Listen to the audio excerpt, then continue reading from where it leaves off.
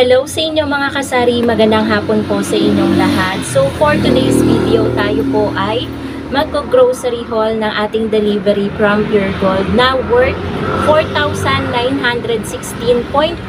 centavos po. Yan po yung total purchase natin. Bali, yan po ay in-order ko po mga kasari noong Biyernes at ngayong linggo daw po madedeliver. Kanina nga hindi sigurado na madedeliver yung ating order. Nagtanong lang tayo kung bakit, tapos ayun, biglang hinabol nila at madedeliver daw ngayong Sunday. So, super thankful naman ako guys, dahil 'di ba kapag Monday, mas magandang tingnan yung tindahan natin na puno. So, dapat linggo ng gabi ay nakakapag-arrange na tayo na i-display na natin kung ano man yung kailangang i-display na mga deliveries, 'di ba po mga kasari. So, antayin lang po natin saglit yung ating delivery from Pure Gold at mag-start na po tayo agad-agad mag-grocery haul. Tingnan po natin mga kasari kung meron bang tumaas na naman sa mga items na na-order ko. Okay guys, dahil dumating na po yung ating delivery from Pure Gold, ito na po yung mga items. Bakit bawas ito?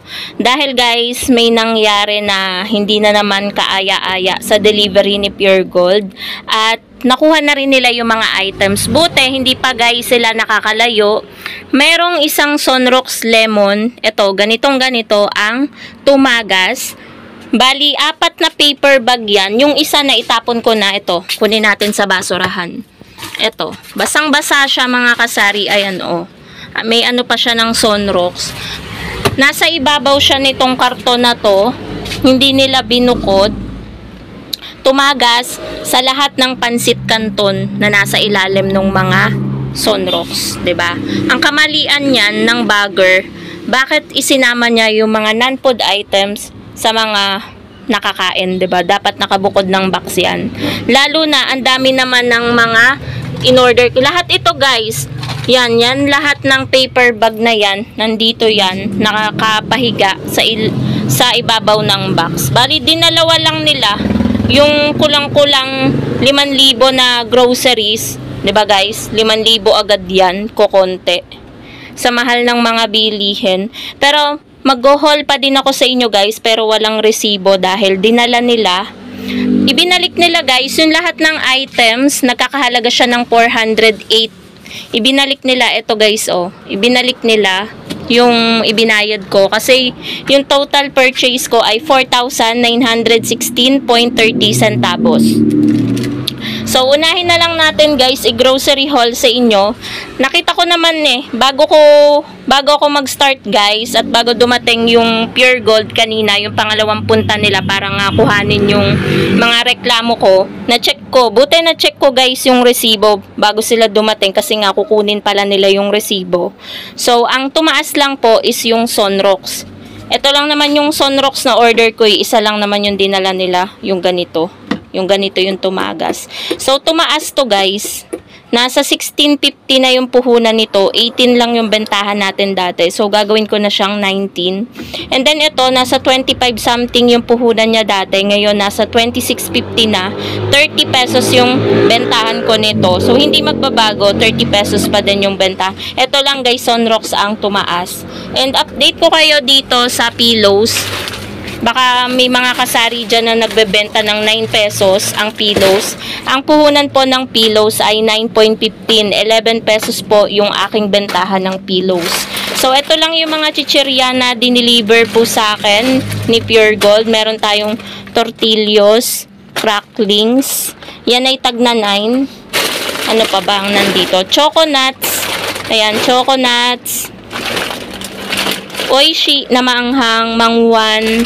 Yan ay tag na 9. Chicken skin, tag na 9 din yan, yung maliit lang. And then may piatos tayo dito, tag na 19 yan. Sugo natin, tag 15. Corn beets natin ay 18.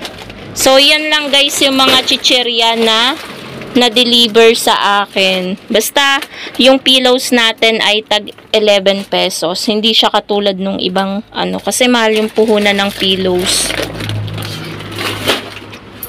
Buti na lang nakabalik agad yung hindi pa nakakalayo. Kundi, ang tagal na naman bago maayos yung problem dito sa, yun nga, tumagas na. Hanggang ngayon, amoy na amoy, hindi pa ako naguhugas ng kamay. Amoy na amoy yung Sonrox. Kasi nga, hindi lang pansit canton guys yung aking ibinalik. Great Taste Choco, napaliguan siya talaga ng Sonrox. And then, yung Great Taste Granules na isang ganito, basang-basa din siya ng Sonrox, kaya ibinalik ko din. Tapos lahat ng pansit canton na order ko, 3 klase yata yun na taga-6 na peraso, ganun. Meron tayo ditong Great Taste White. Ito guys, hindi ko na ibinalik kasi isang patak lang naman ng Sonrox, pinunasan ko na lang. Ako na lang yung nag-adjust. 15 pesos yung bentahan natin ito. Ito 24. Ayan, may naligaw na cheesy nuts. 9. Tapos 3 tie ng Swak Bear brand. Buti ito hindi basa. Dahil hindi pwede itong tangayin nila. Wala na akong swak, paubos na. 3 tie yan. Tag to 13 pesos ang bentahan ko nyan. Tapos ito, Mang Tomasiga 14. Magic Sarap natin, ayan. Naka-promo siya. May free na 2 sachet. Ito ay tagpa 5 pa rin. Oyster natin 7. Yung cup noodles na ligaw. Tapos ito, Nescafe Original 15. Tapos, meron tayo ditong plus. Yung plus natin ay tag to 12 pesos. Medyo na-high blood na naman ako ng very, very light dito sa delivery. Pero, okay na rin. At least, na ano naman siya. Ang ano nga lang, nakakalungkot dahil tinanghay nila. Di wala tayong may bebenta nung mga items na nagkaroon ng Sonrox. So, ito, meron tayong cup noodles, bok choy at bulalo. Tag to 25 pesos to. Small cup lang to guys. Dito na lang natin i-transfer pagkatapos i-haul. Hagis na lang natin dyan. Tag 5 peraso yung order ko guys. Buti dito sa kabilang box walang Sonrox. Ito, Nescafe Creamy White. Tag 15 lahat ng aking kape. Ito, mabenta to sa akin ngayon. Marami naghahanap. Kopi ko, Cafe Mocha. Isang tie. 15 din yan. Malaki tubo natin dito, guys. Tapos, mga condiments. Ayan, toyo at suka. 200 ml. Ito ay 10. Ito ay 12. Tapos, ito, dato puti na patis. 16 na yan sa atin, guys. Last month pa tayo nagtaas dyan. And then, meron din tayong Dutch meal. Tagsi 16 nitong Dutch meal na maliit. May ano din tayo, may mga naghahanap din kasi nito guys. Bear brand, sterilized, 30. 350 lang yata tubo natin dito. And then Chucky na malaki, 28 pesos to. Tapos meron din tayong pineapple juice in can, 35 pesos bentahan ko niyan, malamig na. Then may mga konting delata tayo dito sa ilalim. Transfer nga natin dito para mahol pa natin ng ayos yung nasa ilalim. Transfer natin dyan. Ayan. Ayan, may mga delata tayo dito kasi para mahol ko sa inyo. Ayan, meron tayong Pure Foods na luncheon meat, 38. And then, CDO meatloaf, 26. Ayan. Cowbell natin, mag-a-adjust tayo ng piso. Dahil yung naubos ditong cowbell, old price pa yon. Gagawin natin tong 49. Tapos, Argentina giniling. Ang bentahan natin nito ay 25. Tapos, UFC ketchup, 32. Yung 320 grams. Tapos ito, yung 1 litro na toyo, 60. 1 litro na suka, 50. Tapos, Century Tuna Flakes in Oil. Ito, gagawin ko na guys. Magro-roll back tayo dito. Gagawin ko na lang tong 39. Kasi medyo nagmura siya. Tapos ito, San Marino, Chili Corn Tuna, Easy Open, 32. So, yan guys, yan lang yung laman nito. And, dito naman tayo sa mga paper bag. Sumasakit ang likod ko dito. Ayan, nasira na nga. Yung downy natin, hala, ang dami. Ang order ko nito, isang ano lang eh. Isang ganire lang. Kaya pala, ang laki ng pinagbayaran ko. Isang ganito lang yung order ko. Ang dinala sa akin ay Grabe, ilang piraso to? 5 piraso.